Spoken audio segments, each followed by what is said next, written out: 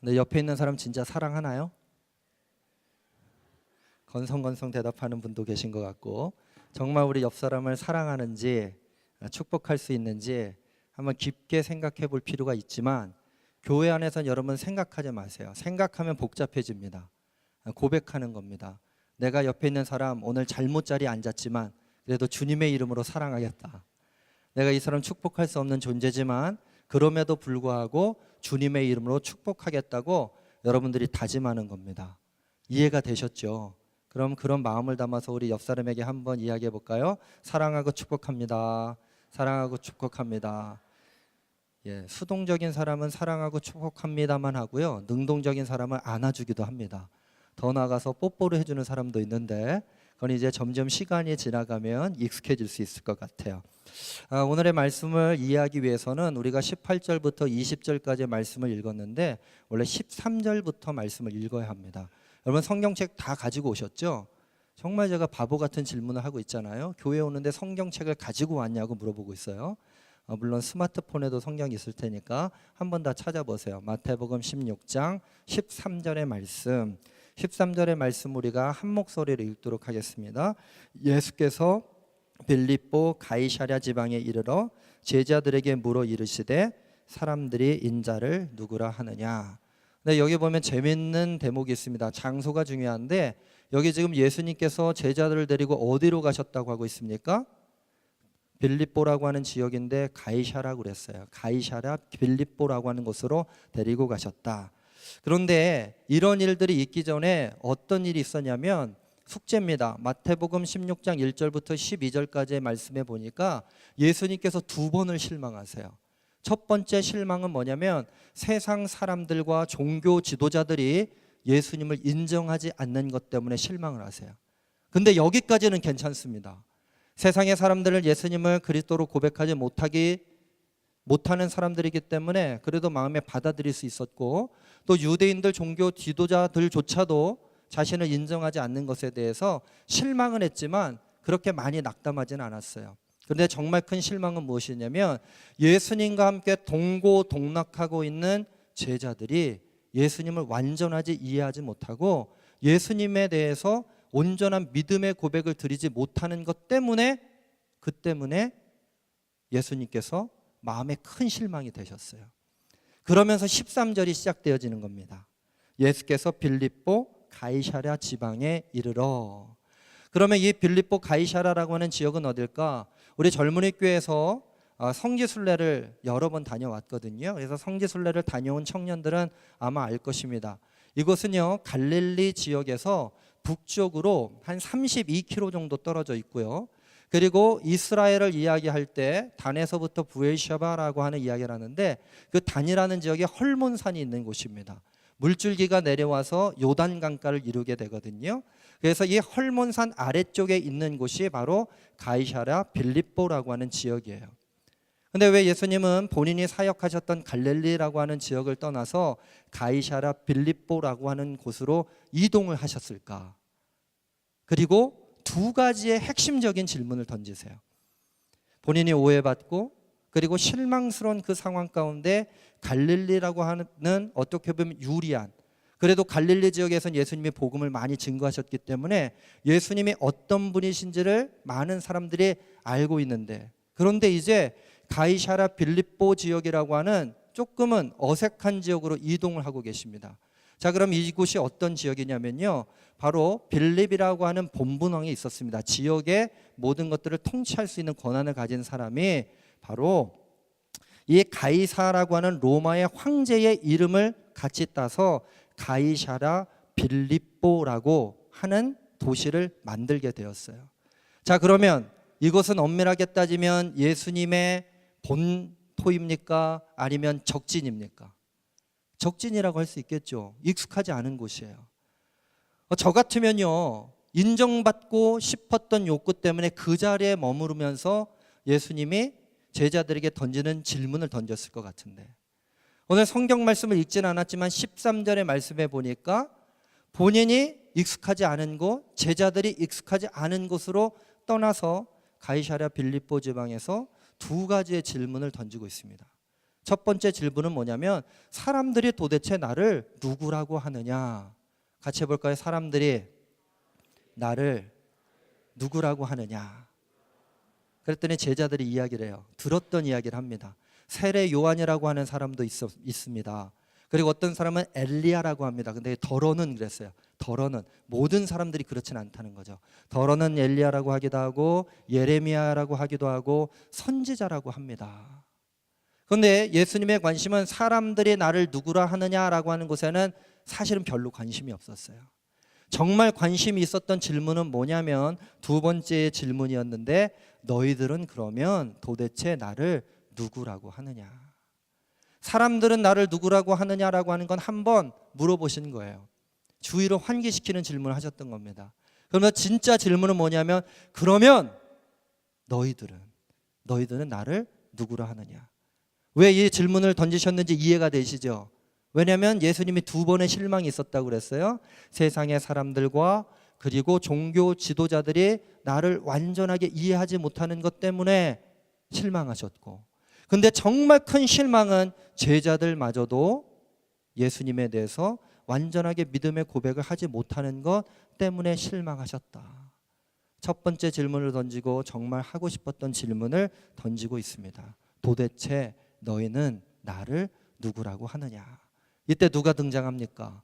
16절에 보니까 시몬 베드로가 나와서 믿음의 고백을 합니다. 그 믿음의 고백이 뭡니까? 16절의 말씀 한번 읽어보세요. 여러분 함께 읽겠습니다. 시작.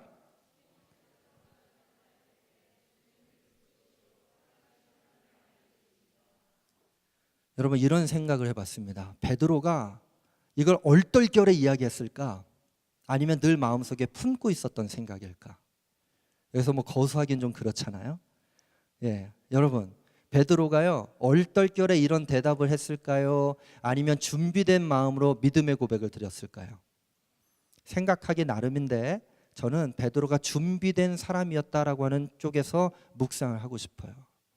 예수님이 물어보세요. 예수님의 실망한 마음을 베드로가 몰랐을까? 알았을 것입니다. 왜요? 베드로는 수제자라고 하는 사람이잖아요. 우리가 누군가 좋아하면 그 사람의 마음을 알고 싶고 그 사람이 어떤 생각을 하고 있는지 알잖아요. 그와 마찬가지로 시몬 베드로도 예수님의 지금 상황과 상태를 알았어요. 아, 예수님이 지금 기분이 좀 찝찝하시구나. 그러면서 평상시에 마음에 두고 있었던 대답을 너희는 도대체 나를 누구라 하느냐? 하는 질문 가운데 당당히 나가서 주는 그리스도이십니다. 그리고 살아계신 하나님의 아들이십니다라고 믿음으로 고백하는 장면입니다. 이때 예수님께서 이 베드로를 칭찬하는 것을 통해서 그 베드로에게 주시는 사명의 말씀이 우리가 함께 읽었던 18절의 말씀입니다. 우리 18절의 말씀 이제 다시 한번 읽어보도록 하겠습니다. 읽겠습니다. 또 내가 네게 이르노니 너는 베드로라. 내가 이 반석 위에 내 교회를 세우리니 음부의 권세가 이기지 못하리라. 저는 설교하면서 질문하는 걸 되게 좋아해요. 그러니까 여러분들이 늘 그 질문에 대한 대답을 준비하고 있어야 합니다. 누구처럼? 시몬 베드로처럼. 자, 여기 보면 베드로의 이름이 나오는데 베드로의 이름이 몇 번 기록이 되어져 있을까요? 한 번이라고 생각하는 사람, 마음으로 대답해도 좋습니다. 두 번이라고 생각하는 사람, 세 번이라고 생각하는 사람, 네 번이라고 생각하는 사람. 저는 세 번이라고 생각했어요. 첫 번째, 내가 네게 이르노니 너는 베드로라. 자, 원래 베드로의 이름은 어떤 이름을 가지고 있었습니까? 시몬이라는 이름을 가지고 있었어요. 시몬이라는 이름이 베드로라고 하는 이름으로 바뀌는데 이 베드로는요, 여러분 페트로스라고 하는 헬라어를 씁니다. 캐나다에 가면 주유소 이름이 있는데 페트로 캐나다라고 있어요. 이 페트로 캐나다라고 하는 주유소는요, 그냥 땅에서 기름이 나와요. 많이 시추하지 않아도, 얼마 이 시추공을 내려놓지 않아도 그곳에서 석유를 걷어낼 수 있습니다. 석유가 형성되어지는 지층이 있는데 바위층이라고 하죠. 그래서 이 페트로스라고 하는 뜻은 바위, 반석이라는 뜻을 가지고 있어요. 바로 뒤에 보니까 베드로라고 하는 이름 가운데 내가 이 반석 위에 그랬어요. 이 반석이 바로 베드로입니다. 그렇기 때문에 베드로의 또 다른 이름은 반석이었습니다. 그래서 게바라고 하는 이름을 가지고 있었죠. 바로 이 게바가 반석이라는 뜻이에요. 그리고 마지막으로 우리 주님이 베드로, 반석, 게바에게 주셨던 가장 위대한 이름이 있는데 이것이 바로 내 교회를 세우리니. 무엇을 세운다고요? 교회를 세우리니. 자, 베드로의 이름은 첫 번째 베드로라는 이름이었고, 이 18절의 말씀 가운데 반석이라고 하는 이름을 가지고 있었고, 마지막 이름은 교회라고 하는 이름을 가지고 있었습니다. 여러분, 우리는 교회에 대해서 생각해 보면요, 건물을 생각합니다. 건물. 이 베델 예배당, 교회라고 불려지는 곳이 맞습니다. 그러나 예수님이 교회를 세우실 때는요, 예수님께서 건물로서의 교회를 세운 것이 아니라 예수님을 구주 그리스도로 고백하는 사람들이 모인 신앙 공동체를 세우실 때 교회라고 하는 에클레시아라고 하는 단어를 사용했습니다. 에클레시아라고 하는 단어는요, 이 로마 시대에요, 특정한 목적을 통해서 불려져 있었던 공동체를 이야기할 때 에클레시아라고 하는 단어를 사용했습니다.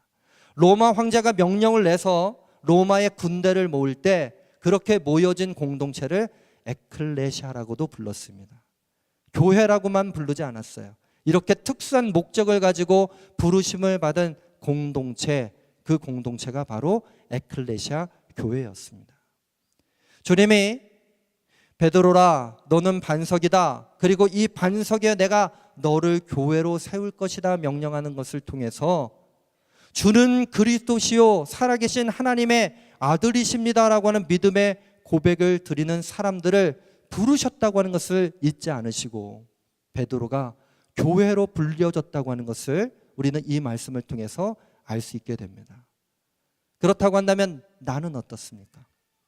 이 말씀을 통해서 저도 여러분들에게 예수님은 아니지만 질문하고 싶습니다. 여러분 주변에 있는 많은 사람들은 예수님을 누구라고 이야기하고 있습니까? 예수님을 어떤 분이라고 이야기하는 소리를 듣고 살아가고 있습니까? 아니, 저의 관심은 여기에 있지 않습니다. 여러분들은 예수님을 누구라고 믿음으로 고백하고 있습니까? 베드로처럼 주는 그리스도시요 살아계신 하나님의 아들이십니다, 이럴 땐 잠깐 흉내내도 괜찮을 것 같아요. 하지만 우리는 흉내내는 삶을 하나님께서 원치 않으신다고 하는 것을 잘 알고 있습니다. 여러분의 믿음의 고백을 드려야 할 때라고 우리 하나님은 우리들에게 말씀하고 계시는 것입니다. 여기는 우리 젊은 청년들은 예수님을 누구라고 고백하고 있습니까? 2016년도 한 해를 시작하는 것을 통해서 우리 하나님께서 여러분들에게 주시는 질문입니다. 너는 도대체 내 독생자 예수 그리스도를 너희들 위해서 이 땅 가운데 보내주었는데 그 예수를 누구라고 고백하고 있느냐? 이런 믿음의 고백을 드리면요, 우리 주님이 베드로에게 주셨던 축복된 말씀처럼 우리의 정체성을 분명하게 해주시는 것입니다. 베드로는 어떤 정체성을 가졌습니까? 반석이 됐어요. 그리고 그 반석 위에 세워진 하나님의 교회로 세워졌습니다. 사랑하는 우리 정동 젊은이 교회 청년 여러분, 여러분들에게도 주님께서 내가 너를 지명하여 불렀나니 너는 내 것이라 말씀하시는 것을 통해서 여러분들의 정체성을 분명하게 해 주실 줄로 믿습니다. 사랑하는 나의 교회가 바로 너다. 너희들 모두가 사랑하는 나의 교회다. 너의 등대가 사랑하는 나의 교회다. 정동의 젊은이 교회가 건물로서 지어져 있는 교회가 아니라 바로 사랑하는 나의 교회다 라고 하는 말씀을 들으시기를 주님의 이름으로 간절히 축원합니다. 교회를 교회되게. 우리 정동 젊은이 교회의 한 가지 핵심적인 표어가 무엇입니까? 뭐예요? 심볼 로고 가운데도 꼭 들어가 있죠? 오버플로우. 오버플로우. 차고서 넘친다는 뜻이에요. 예배가 예배되게 하기 위해서는요, 예배의 감격이 차야 합니다. 넘쳐나야 합니다. 우리가 서로 사랑하고 축복합니다, 선언하자고 그랬는데 마음속에 어려운 마음이 있다면 교제하기 위해서 그 교제의 마음이 차고 넘쳐야 합니다. 그래야 흘러갑니다. 친교가, 선교가, 그리고 섬김이 오버플로우하는 교회, 우리 주님이 저희들에게 주시는 사명, 교회를 교회되게, 예배를 예배되게, 등대를 등대되게, 친교를 친교되게, 교제를 교제되게, 선교를 선교되게, 섬김을 섬김되게 하는 이 모든 역사가 우리들 가운데 일어나기를 주님의 이름으로 간절히 축원합니다. 제가 뒤에 있는 이 배너를 보면서 이런 생각을 했어요. 교회를 교회되게 그랬는데요, 여기 교회가 있거든요. 한 번 더 생각했으면 저희가 우리의 형상을 그릴 수도 있을 텐데, 근데 또 다른 묵상을 했습니다. 내가 지금까지 오해하고 있었던 교회의 모습이 건물로서의 교회를 생각하고 있었다면 2016년도 한 해를 지나는 것을 통해서 여기에 있는 교회의 형상을 우리의 믿음의 중심에 간직하는 것을 통해서 여러분들이 영적으로 바로 이 자리에 세워지는 것입니다. 교회를 교회되게, 여러분들의 이름을 거룩하게 주님이 사용하실 줄로 믿습니다. 그러기 위해서는 우리는 말씀을 붙잡아야 합니다. 지금 이 시간은 우리가 함께 나눴던 이 말씀 한번 묵상하면서 우리 앞에 있는 말씀 카드가 있거든요. 우리 젊은이들이 나와가지고요, 한 해 동안 나에게 주시는 말씀을 붙잡으시고 그 말씀을 붙잡고 우리 또 기도하는 시간 가지도록 하겠습니다. 우리 한 사람씩 일어나서요, 우리 말씀 카드 받을 수 있도록 준비해 주시기 바랍니다. 우리 받은 말씀 가지고 이제 함께 기도하기 원합니다. 저희들을 주님의 교회로 세워주셨는데 우리 안에서 진정한 예배가 숨쉴 수 있도록, 주님의 주인 되실 수 있도록, 믿음의 기도가 쌓일 수 있도록, 최고의 찬양을 드릴 수 있도록, 말씀이 살아 움직이는 교회가 될 수 있도록, 그리고 사랑의 불꽃이 넘쳐나 날마다 사랑에 빠질 수 있도록 저희가 함께 믿음으로 고백하고 우리의 교회됨을 위하여, 교회를 교회될 수 있도록 하게 해달라고 우리 합심해서 기도하도록 하겠습니다.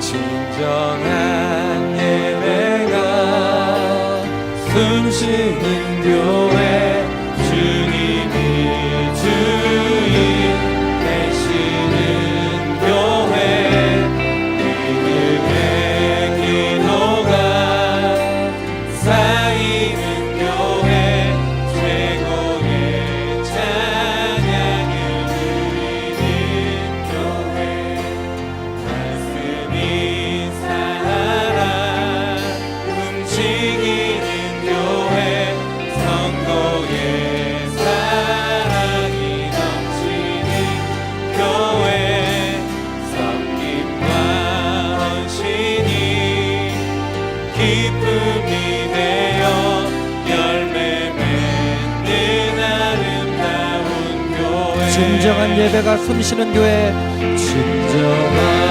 예배가 숨쉬는 교회, 주님이 주인 되시는 교회, 믿음의 기도가 쌓이는 교회, 최고의 찬양을 드리는 교회, 말씀이 살아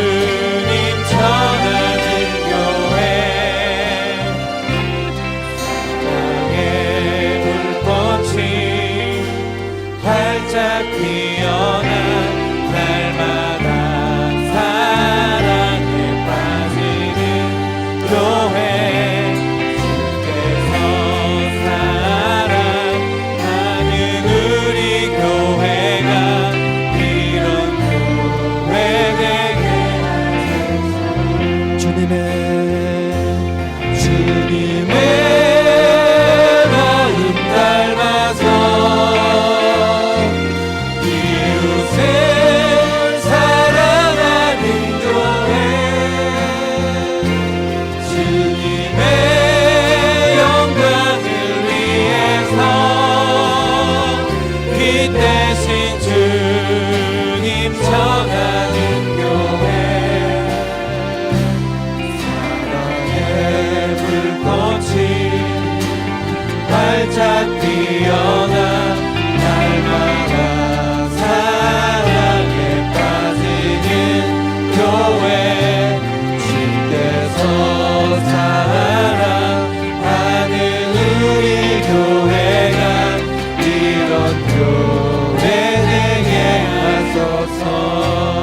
함께 합심해서 기도함으로 주님 앞으로 나갑시다. 참 좋으신 하나님 감사합니다. 주님의 능력 가운데 저희들 아버지 복되신 주님의 능력으로 전달감을수고 아버지 주님 아버지 저희에게 이런 교회로 세워질 수 있도록 은혜를 베풀어 주시니 감사합니다.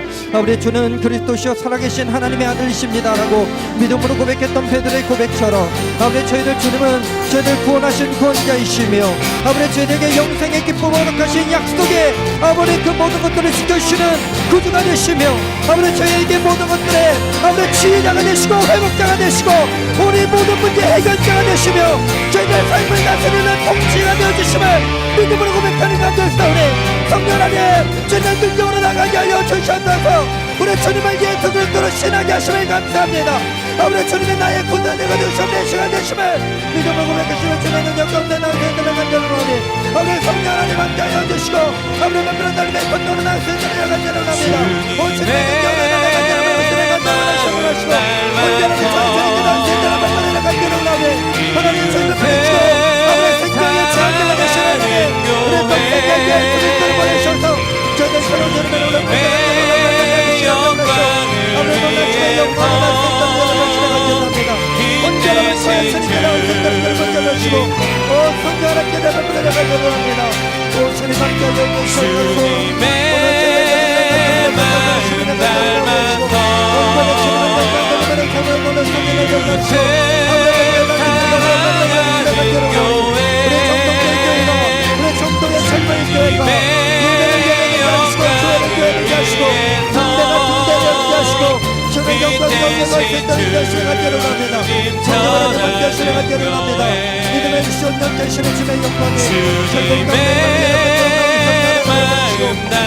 닮아서 이웃을 사랑하는 교회 주님의 영광을 위해서 기 대신 주님 전하는 교회 사랑의 불꽃이 활짝 피어나 날마다 사랑에 빠지는 교회 주께서 사랑하는 우리 교회가 이런 교회 되게 하소서.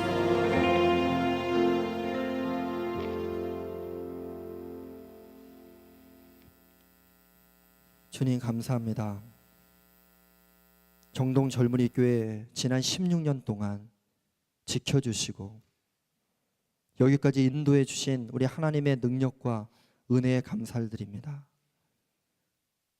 베드로의 고백처럼 저희들 믿음의 고백이 준비되어져 있어 터져나오게 하여 주시고 그 믿음의 고백을 드릴 때에 주님이 저희들이 어떤 사람인지를 분명하게 알려주시고 살아갈 수 있도록 이끌어 주신다고 하는 그 믿음의 고백을 다시 한번 드리게 하심을 감사드립니다.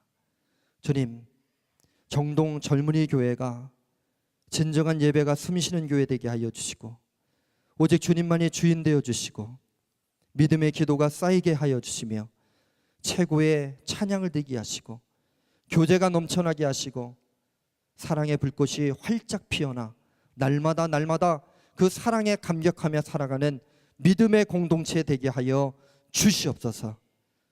교회된 저희들 세상으로 보내시는 가운데 있습니다. 세상으로 보내실 때에 저희들 주님의 사람으로 주님의 교회로 살아가며 세상을 변화시키는 주인공들 되게 하여 주시옵소서. 이제는 우리 구주 예수 그리스도의 은혜와 하나님 아버지의 극진하신 사랑하심과 우리 안에서 내주하셔서 교통케 하시는 성령님의 교제의 은혜의 역사가 정동 젊은이 교회와 이제를 함께한 우리 모두들에게 이제로부터 영원토록 함께 하시기를 간절히 축원하옵나이다. 아멘.